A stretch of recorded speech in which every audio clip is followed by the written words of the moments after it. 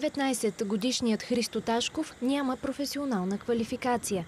Учил е до 11 клас. В продължение на 8 месеца работи като машинен оператор. Разбира, че това не е за него и през 2022 решава да се регистрира в Бюрото по труда в Твърдица.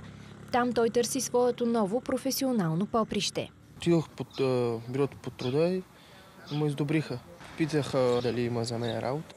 Почти веднага Христо получава предложение, което не е очаквал. Въпреки липсата на опит, приема работата.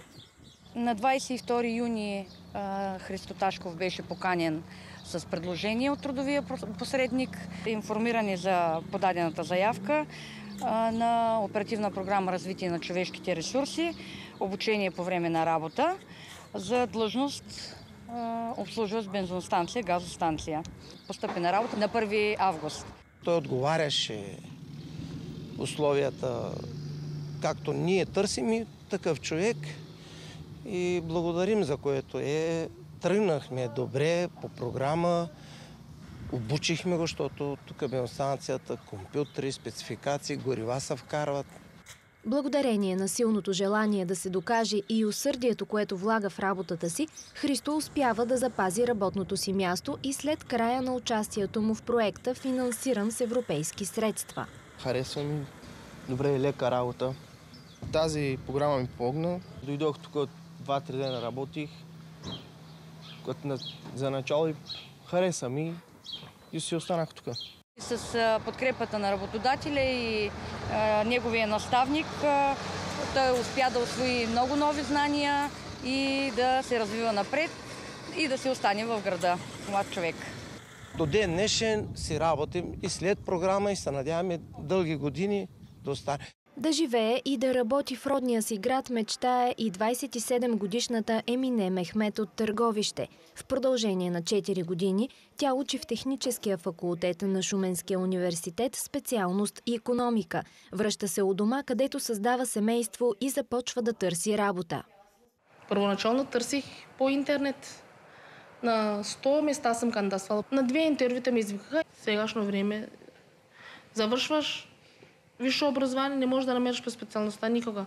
Защото искат стаж, който нямаш. Опит искат всички. Като им кажеш нямам, ами ще се обадим. После се чудиш какво да правиш. Трябва при някой познат да си имаш, че да влезеш в някоя работа. След почти година неуспешни опити да намери работа по интернет, Емине се регистрира в Бюрото по труда в Търговище. Своя шанс тя открива в проекта нова възможност за младежка заетост. Така сбъдва поредната си мечта. Запознахме с госпожа Димитрова. Тя предложи програми, че имат. Почнах първо като делов отдел. Обучиха ме и след завършване на програмата ме назначиха с счетов отдел. Работата е доста приятна, хубава. Имах мечта да стана счетов отдел. И ми се е сбъднала. Шанс, че имаше такова работно место, нали, в случая при нея. И това, че тя и на интервюто се е представила добре и е имала възможност да започне. Не винаги се получават нещата веднага, но трябва време, трябва възможност. Просто младите хора трябва да опитат, да дадат шанс на програмата и да започнат работа. Според експерти, младите хора, които търсят работа чрез интернет, са готови на компромиси с себе си. Голяма част от тях работят не по специалността, която са завършили. Възможностите по европейски мерки обаче дават сигурност и шанс за професионално развитие. Не само за момента деня да мине, че да си получи надник. Младите хора не трябва да се притесняват, а трябва да се доверят, че по европейските програми, че ще могат да се намерят коректна работа. Аз имах късмета от първия път, като записах и намерих се работа. Но и те ще намерят. Трябва да имат вяра. Определено европейските програми дават добра възможност, защото е шанс, възможност да се реализират именно в насока, която те са учили или пък желаят и имат възможност да се обучат и да се реализират в дадена професия. От началото на 2017 до края на 2023 година са сключени 133 договора с работодатели по мярката Младежка заетост в Търговище и над 20 000 договора в цялата страна.